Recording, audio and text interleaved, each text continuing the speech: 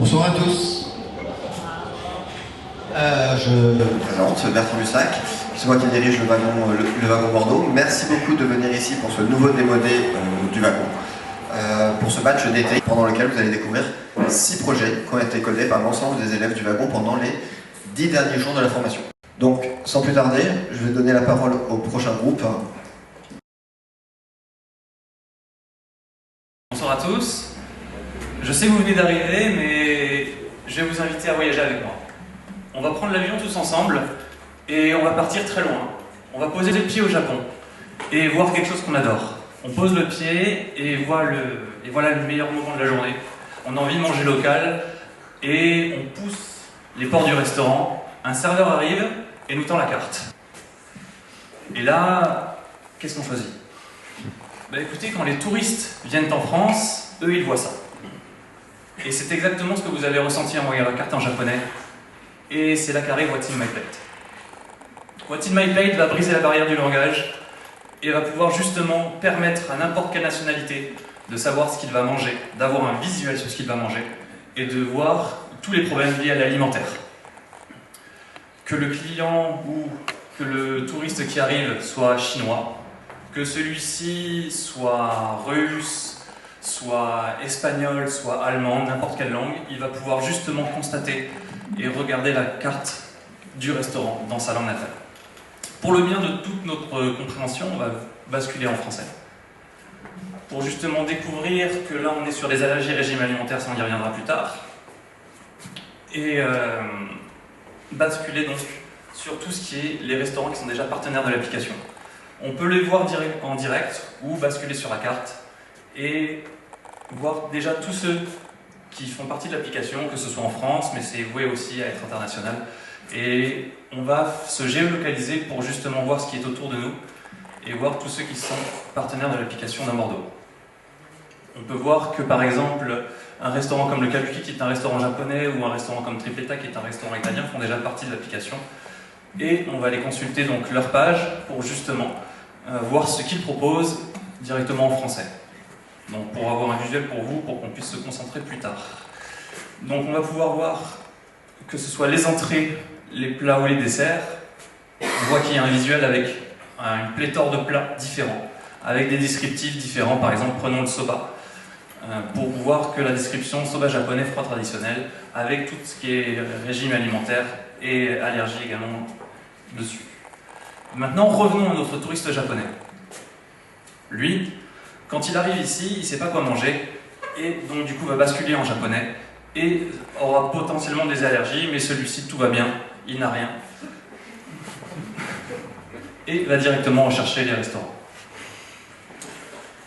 Lui, il a beaucoup entendu parler de ce restaurant japonais, et va directement, parce qu'il sait ce qu'il veut, il va aller dans la partie filtre pour voir ce qui est disponible. Il voit que la catégorie des restaurants japonais est disponible, cliquez dessus, et voir que le Kabuki ressort, et directement consulter la carte de celui-ci pour comprendre ce qu'il va manger.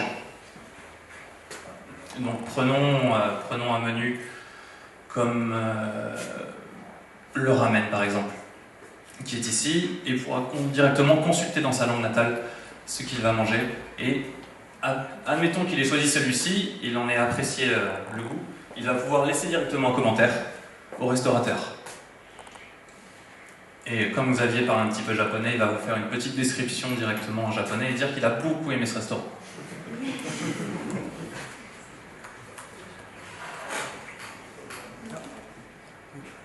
Une fois celui-ci rentré, sachez qu'un bateau est arrivé il n'y a pas très longtemps avec beaucoup de touristes anglais à l'intérieur. Et ce touriste anglais a également lui-même entendu parler de ce restaurant, du Kabuki, et a très envie de le tester. Donc nous allons basculer sur de l'anglais. Celui-ci par contre est allergique à l'ail. Allergie peu commune, mais allergique à l'ail. Et va lui aussi basculer sur le Kabuki et pouvoir décrire et voir tous les menus qui sont en display, et également le commentaire qui a été laissé il y a très peu de temps. Sachez que What's in my plate va pouvoir briser cette barrière de la langue, et comme ça, plus personne ne sera perdu au moment de déjeuner dans n'importe quel pays. Merci.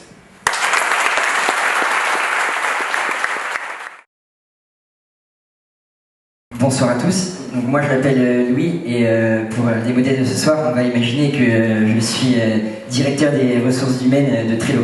Donc Trello, on est une start-up américaine, mais on a une particularité, c'est que 80% de nos employés travaillent dans le monde entier depuis chez eux. Donc le télétravail ou le remote en anglais, c'est très adopté par les startups aujourd'hui, parce que il y a beaucoup d'avantages, mais il y a aussi des inconvénients. Par exemple, moi, en tant que membre d'une team RH, aujourd'hui j'ai beaucoup de mal à intégrer mes nouveaux employés, car ils ne sont pas dans les bureaux comme on avait l'habitude auparavant. Donc tout récemment, on vient de recruter un nouveau commercial qui s'appelle Arthur. Donc je vais me connecter sur un outil qu'on utilise depuis quelques temps qui s'appelle Tribe. Donc Tribe, en fait, c'est une solution qui va être destinée au RH pour faciliter l'onboarding des nouveaux employés qui travaillent à distance. Donc chez Trello, on est déjà client de Tribe, donc on peut voir que j'ai déjà créé une page entreprise que je peux modifier régulièrement pour mettre à jour toutes nos informations. Comme je disais, on a un nouvel employé qui va arriver aujourd'hui, donc je vais commencer tout le processus d'onboarding. Donc là, je vais mettre les informations personnelles le concernant. Je vais pouvoir l'assigner à une équipe, mettre son poste. Cette présentation, elle va permettre à Tribe d'automatiser beaucoup de tâches. Je vais pouvoir par exemple l'assigner à un buddy, ce qui signifie un parrain qui va l'accompagner dans ses premiers jours au sein de l'entreprise. Je vais pouvoir aussi télécharger le contrat de travail qui va lui permettre à cet employé de le signer directement depuis chez lui. Donc Tribe, ça va vraiment me permettre d'automatiser plein de tâches que je faisais avant à la main et qui me prenaient beaucoup de temps. Et ça va vraiment nous permettre d'avancer beaucoup plus vite sur certains process et d'améliorer l'intégration de ces nouveaux salariés. Donc là, Tribe va envoyer directement un email à Arthur et il pourra ensuite commencer son onboarding depuis chez lui. Et pour finir, j'ai un dashboard avec tous mes onboardings en cours, ce qui me permet pour moi d'avoir une vision assez globale de toutes les tâches que j'ai à réaliser. Je vois les onboardings qui sont dans l'ordre croissant d'arrivée.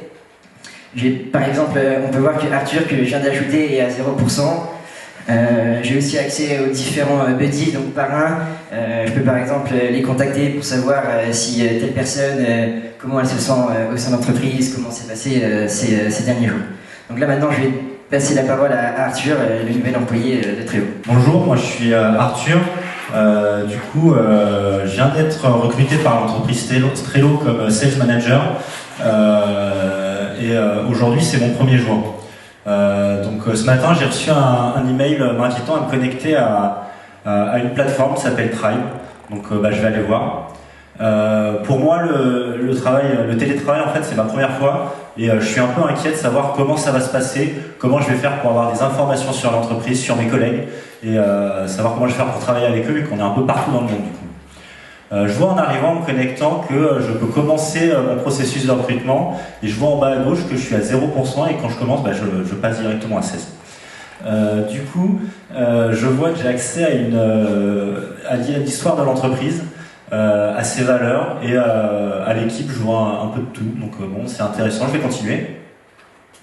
Et du coup, directement, il me demande des informations pour compléter mon profil. Je suppose que c'est pour les autres. Donc moi, ce que j'aime, c'est le ski. Le voyage et la bière. J'aime voyager et je vais mettre mon profil LinkedIn pour que les autres puissent y avoir accès et une petite photo pour qu'ils voient à quoi je ressemble.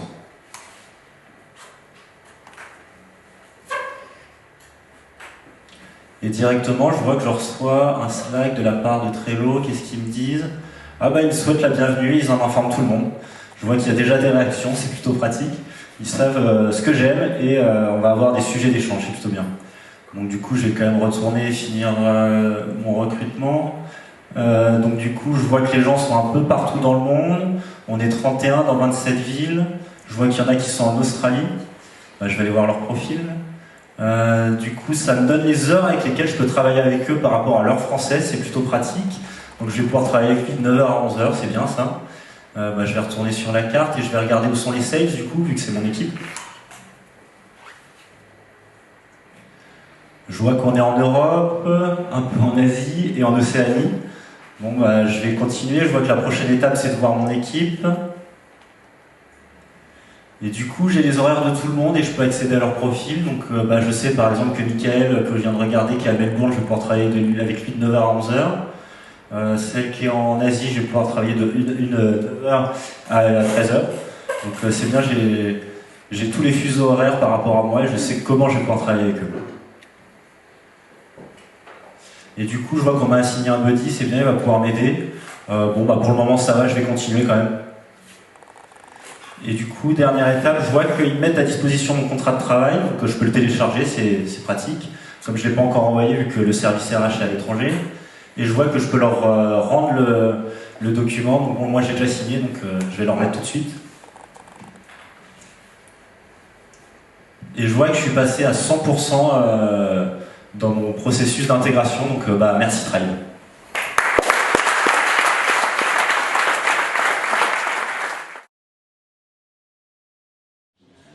Bonjour. Donc, je vais vous poser une petite question. Qui ne s'est jamais retrouvé dans une file d'attente en pharmacie, à devoir attendre énormément, ensuite arriver au guichet, encore attendre pour la préparation de son ordonnance. Donc, justement, vous avez perdu du temps, vous n'avez plus de temps.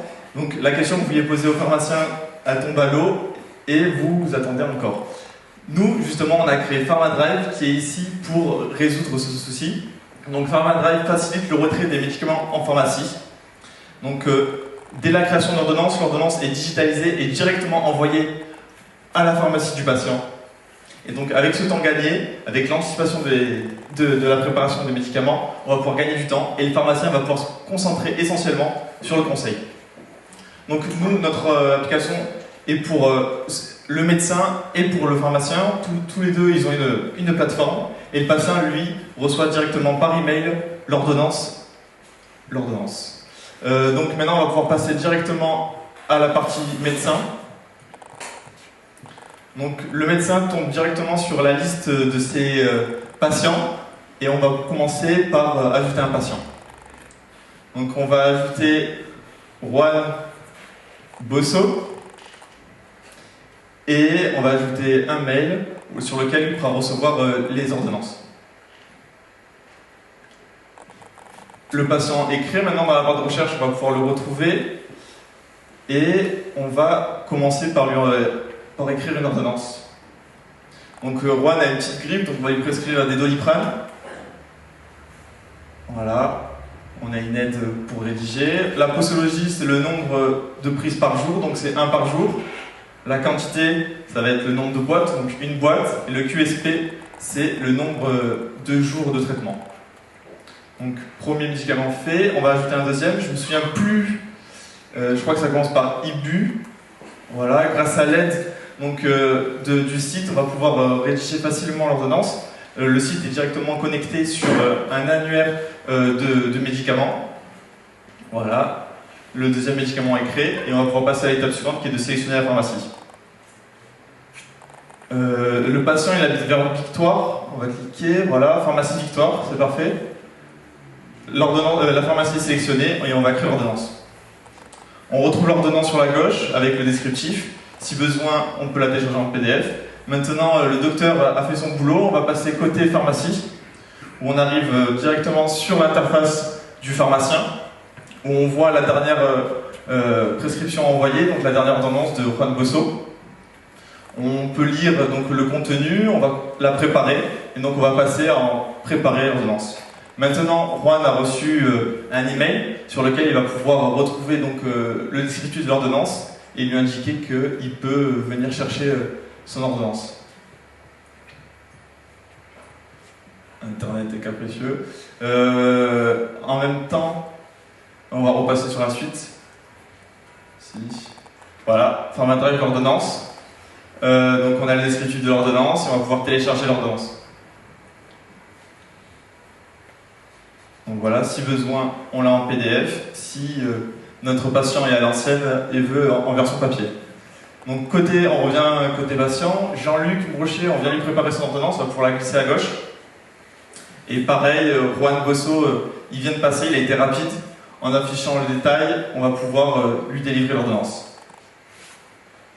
Voilà, maintenant on va pouvoir accéder aux archives de la pharmacie où toutes les ordonnances qui sont passées par la pharmacie y sont retrouvables. En cliquant sur Elodie, on va pouvoir par exemple retrouver ses anciennes ordonnances et le descriptif, et si besoin, pareil, disponible en PDF.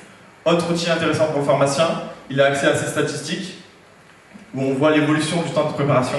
Par exemple, on voit qu'aujourd'hui on était sur 31 minutes, et on va pouvoir voir les axes d'amélioration pour les prochains jours. Voilà, PharmaDrive est dans vos mains maintenant, c'est à vous d'en parler à vos médecins. Merci.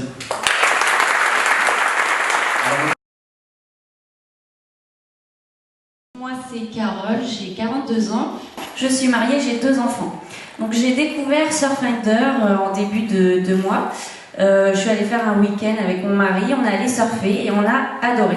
Du coup on a voulu préparer nos prochaines vacances en famille et faire découvrir le surf à nos enfants.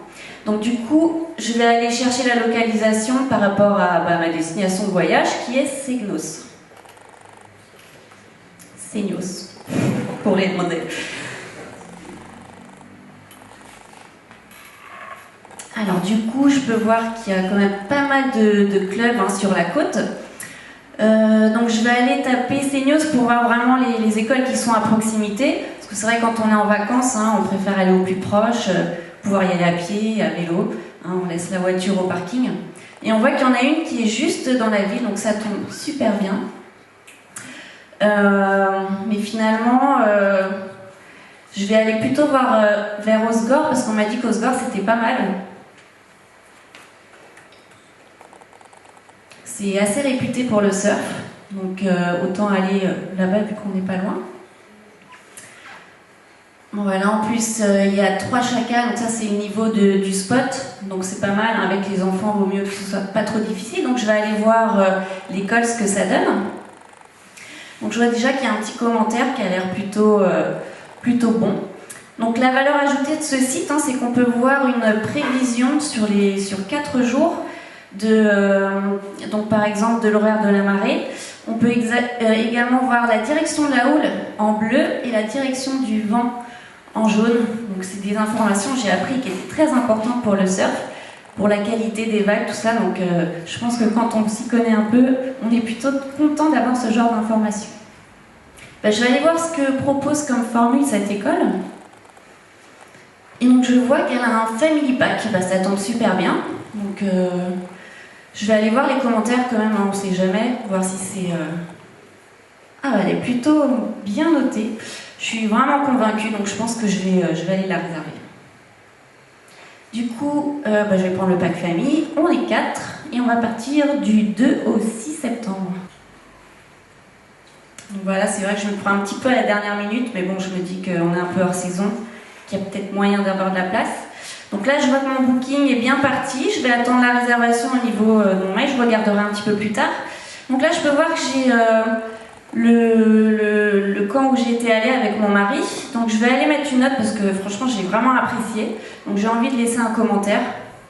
Donc vraiment, je me suis beaucoup amusée. Merci. Et puis je vais mettre 5 étoiles parce que c'était vraiment super. Clément, notre prof, il a été top. Donc il mérite 5 étoiles. Donc voilà, j'ai plus qu'à attendre maintenant j'irai en fin de journée pour voir si mon mail est bien arrivé. Bonsoir à tous. On change un petit peu l'interface. On passe sur l'interface dédiée aux professionnels du site. Donc moi je suis James, je suis professeur de surf et donc à ce titre-là j'ai une école de surf sur la côte landaise. Et Surffinder me permet donc de gérer mes réservations notamment. Donc je sais ce que je vais faire tout de suite, je vais aller sur mes réservations, voir si j'ai des réservations qui sont arrivées pour ma journée. Et donc je vois que Carole a réservé un pack famille du 2 septembre au 6 septembre. Et je vais accepter cette réservation parce que ça correspond au nombre de places que j'ai de disponibles. Et si jamais j'avais plus de place, j'aurais pu la refuser aussi tout aussi facilement. Et le statut de la réservation se change automatiquement de mon côté et du point de vue du client. Surffinder me permet aussi d'aller sur la fiche descriptive de mon école qui est mise à jour en temps réel donc, sur la partie client. Donc je peux aller voir la description, je peux aller voir mes offres tarifaires. Et justement, aujourd'hui, j'ai besoin de changer une offre. Donc sur le Family Pack, on va passer ce pack à 65 €. Et donc en temps réel, le pack sera changé pour moi et également pour les clients sur le site. Et puis je peux aussi aller voir les commentaires qui sont laissés sur mon école par tous les clients. Et je vois que j'ai pas mal de chance, je suis bien noté. Et pour les remercier, je vais aller remercier Carole. Et je vais lui mettre un petit mot, je vais dire thank you very much, Carole. Comme ça, elle verra apparaître dans son fil de commentaires ma réponse. Et ça permet aussi de traiter les personnes qui peuvent être aussi insatisfaites, de traiter rapidement leur questionnement. Donc voilà, j'ai fait un petit peu mon tour sur la fiche de mon école. Je vais pouvoir me déloguer et puis attaquer ma journée de surf. Merci beaucoup.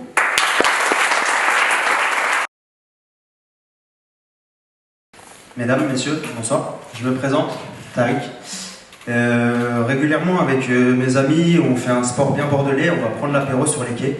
Et on a remarqué qu'il y avait énormément de mégots, de déchets par terre. Ça nous a relativement interpellés, et puis en discutant est venue l'idée de People of Gaia. People of Gaia, c'est une application qui va s'adresser aux gens comme vous, aux gens comme moi, qui ont conscience qu'il y a besoin au quotidien de petits gestes communs et concrets, et qui ne savent ni trop comment commencer, ni par où, ni qui contacter. Du coup, cette application va nous permettre de nous mettre en relation avec des personnes qui ont défini ces problèmes au préalable et de pouvoir agir, concrétiser cette volonté d'agir. Donc People of Gaia se présente comme un jeu dans la vie réelle. On peut voir qu'il y a plusieurs tâches sur la carte. On va pouvoir réaliser ces tâches. En réalisant ces tâches, on va gagner de l'expérience, monter en niveau, et avec ces niveaux, on va pouvoir bénéficier de toutes sortes de récompenses ou d'avantages avec les partenaires de l'application. Donc on va aller voir sur Bordeaux ce qu'il se passe. Ok. Donc, maintenant nous sommes logués. Donc on va aller voir sur Bordeaux. Très bien. On peut voir que le pub de Gaïa est plutôt bien installé dans la région. En cliquant sur les différentes icônes, je peux avoir un bref rendu de la quête. On va cliquer sur celle-ci. Très bien. Donc là, j'ai une brève description. Je vais avoir la date, je vais avoir le lieu, le temps. Je vais également avoir le nombre d'expériences que ça va rapporter, ce qui est plutôt intéressant. Puis je vais avoir quelques informations sur la personne qui organise cette quête. Donc malheureusement, je ne suis pas disponible à ces dates. Donc je vais retourner sur la carte. On va retourner chercher sur Bordeaux. Avec un grand V. On va aller sur l'icône liste. Et du coup, dans cette icône, je vais avoir accès au référencement par catégorie de toutes les quêtes dans la localisation que j'aurais tapé. Donc on va aller voir du côté des Disable People. Et puis on va regarder un peu ce qui se fait, ça a l'air plutôt sympathique. Donc on va aller regarder. Ok, cool. Mais je suis disponible à cette date, donc c'est parti. Donc on peut voir qu'un rappel s'est créé en haut de ma liste des participations. Donc je vais pouvoir réaccéder aux détails de la quête et également accéder à une chatbox.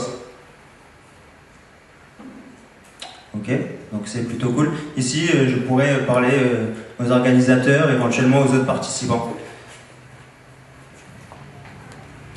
On va aller maintenant sur l'autre phase de l'application, parce qu'en ce moment, il y a un événement spécial sur POG, c'est-à-dire qu'ils ont créé un événement qui s'appelle Respecte ta Garonne, et pas mal de bars associés à l'application proposent pour un volume donné de mégots l'équivalent en bière. Du coup, c'est plutôt sympa et on va aller créer l'événement, et puis on va l'appeler par exemple Clean the Dock. On va essayer de se regrouper samedi prochain et avec suivant le nombre de participants qu'on aura, on prendra une zone définie qu'on ratissera. Puis ensuite, on ira dépenser notre butin en bière fraîche.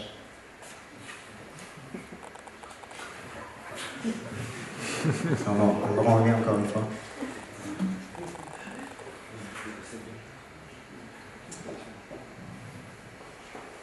Ok. Et là, je viens de voir que je viens de passer le niveau 2 en haut à droite. Donc ça, c'est plutôt cool. Donc j'ai envie de voir tout de suite ce que m'apporte ce nouveau statut. Donc vraisemblablement j'ai le droit à un panier de légumes chez mon primeur préféré, et ça c'est plutôt sympa. Donc là il faut que je vous explique un petit peu ce qui vient de se passer. En fait, vraisemblablement, si je viens de monter de niveau, c'est que je viens de gagner l'expérience qui a été liée à la quête que j'ai réalisée au préalable. Donc l'organisateur de la quête que j'ai fait hier a validé cette quête en faisant un feedback, et j'ai donc pu gagner les points qui y étaient liés. People of Gaia est basé sur un principe d'autodiscipline et un code moral assez fort, non pas pour juger les gens les uns par rapport aux autres, mais juste pour éviter les passagers clandestins. Donc là, ce qu'il me reste à faire, c'est moi-même faire un feedback à cet organisateur. Alors on va lui mettre 5 étoiles parce que c'était une mamie vraiment chouette.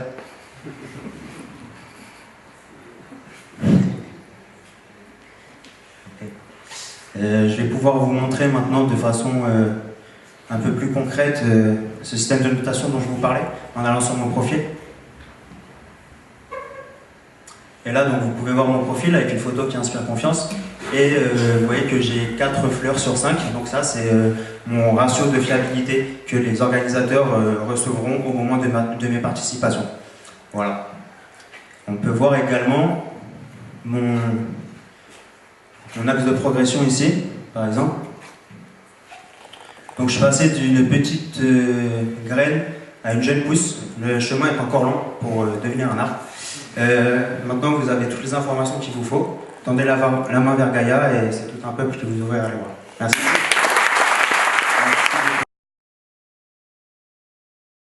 En fait, pour les gens comme moi, comme vous, les touristes, qui aimons voyager, qui aimons nous renseigner, apprendre, mais qui parfois, je peux l'admettre, sommes un peu feignants.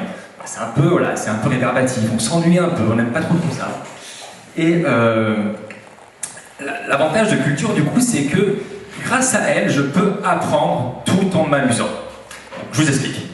Là, actuellement, je suis au wagon de Paris, vous le savez tous, et je trouve que c'est le moment opportun, la bonne occasion d'aller visiter Paris, ses monuments, et on va commencer par la Tour Eiffel. Donc là, je vais sur la map de l'application, je me connecte, et en zoomant un peu, je vois que la belle Tour Eiffel apparaît, elle est en 3 dimensions, elle est magnifique, et en cliquant sur le marqueur, je peux effectivement commencer donc l'aventure. Je pars à la chasse. Et ce qui est assez génial avec l'application, c'est qu'en fait, en cliquant sur le petit icône à gauche, ça me donne avec exactitude la distance qui me sépare du monument. Et en plus de ça, je peux voir le tracé pour pas me perdre. Donc là, en l'occurrence, il y a 8 km 15, c'est pas énorme, j'ai mon petit vélo, je suis assez rapide.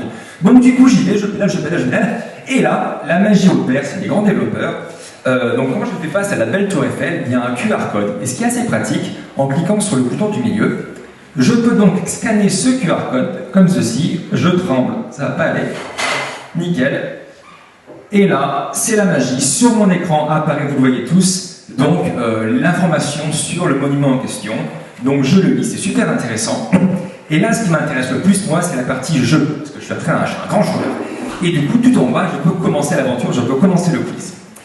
Donc là, commence les petites questions. Combien de temps a duré la construction de la Tour Eiffel? Je pense que vous le savez tous, c'est donc... D'accord, 2 ans, merci beaucoup, c'est juste. Pourquoi Guy de Maupassant, du coup, aimait déjeuner au restaurant? Parce qu'il détestait la Tour Eiffel, et du coup, en étant à la Tour Eiffel, du coup, c'est là où il ne voyait pas. La question suivante. Alors, combien était-ce? Alors là, j'avoue que j'ai un petit doute, je ne suis pas sûr de moi. L'avantage, c'est qu'en haut à droite, vous pouvez voir que j'ai 40 pièces d'or, et là, il y a donc 30 pièces d'or à dépenser pour avoir un indice. Je ne suis pas très radin, je ne connais pas la réponse, et je n'ai pas envie de me rater, donc je vais dépenser 30 pièces d'or, et là, effectivement, 2 réponses disparaissent. Maintenant, j'en ai plus que 2, je connais la réponse, 434, on est bon. La suivante, la distance parcourue par les ascenseurs de la Tour Eiffel chaque année. Il me semble que c'est 103 000. Ouais, on est bon. La suivante, la fréquence de la Tour Eiffel. Alors, laquelle? Je crois que c'est 7 ans. Ok. Lesquelles?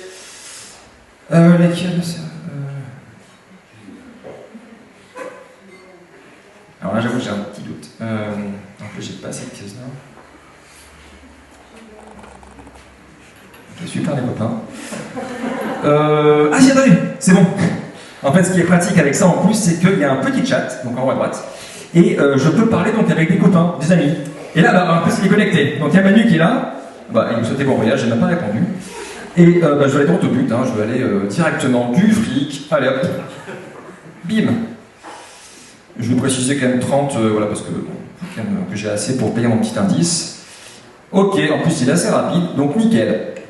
Il me passe 30 sous, je suis content. Du coup, je repars sur mon petit monument. Et là, effectivement, en cliquant sur la tour Eiffel, et on pourra du coup en haut à droite que mes pièces sont passées à 40. Et en cliquant dessus, je peux donc repartir directement à mon petit quiz. La question maintenant, j'ai 40 pièces d'or. Là, je ne sais toujours pas, donc je dépense les 30 pièces d'or. Et bah oui, du coup, maintenant je sais, le Jules Verne, en plus, il aime beaucoup y aller.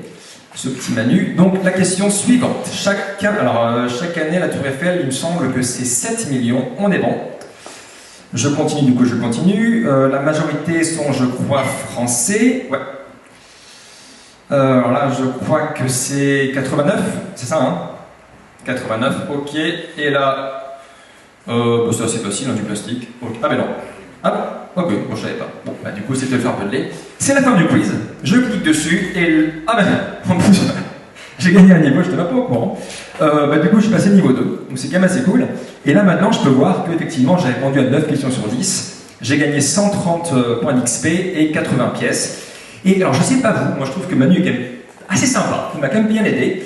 Et du coup, ce que je vais faire, c'est que je vais le suivre comme ami. Donc Manu, il est juste là, avec son beau profil. Et je vais m'abonner à lui. Voilà, je m'abonne à Manu. Et je pense que même, maintenant que je suis plutôt assez riche, je vais pouvoir le rembourser. Voilà, c'est l'impôt sur la fortune, comme on dit. Je fais un petit don et je vais lui passer 40 pièces d'or. Je suis un fou. Voilà, et maintenant du coup je suis passé à 50 pièces d'or. Manu est content, moi aussi. Et en retournant du coup sur le monument, je peux voir qu'effectivement la tour Eiffel, je l'ai capturée. Alors celle en bas, ceux qui s'intéressent, c'est en fait celle que j'ai pas encore capturée. Voilà, il fallait répondre à 5 sur 10. Malheureusement, je suis pas très doué sur les invalides, donc je l'ai pas eu. Et en allant sur mon petit profil à droite, je peux voir qu'effectivement, je suis si belle, que j'ai un niveau 2, que j'ai 70% maintenant d'XP pour le niveau suivant. J'ai répondu à 13 questions sur 50, et voilà, j'ai un monument capturé. Et la suite, vous la connaissez, donc en allant sur la map, du coup, je peux aller au monument suivant. Donc par exemple, je vais aller voir, voilà, elle est belle, et en cliquant dessus, la suite, c'est la même chose. Merci beaucoup. C'est déjà fini, c'était le dernier projet. C'est passé vite, je pense que ces 9 semaines pour nous sont également passées très vite. Et avant de se quitter ce soir, j'aimerais dire un énorme merci à plusieurs personnes. Le premier, c'est aux élèves, parce que le wagon, c'est une communauté, et c'est surtout des élèves extraordinaires qui ont bossé comme des fous, qui ont un niveau incroyable. Moi, quand je me dis qu'il y a 2 mois, ils ne savaient pas coder et qu'ils ont entièrement fait ça en à peine 10 jours aujourd'hui, je trouve que vous êtes des tueurs, c'est impressionnant, et vraiment bravo à tous, vous êtes incroyables, et vraiment continuez de coder, vous avez vraiment de très belles choses à faire, bravo à vous.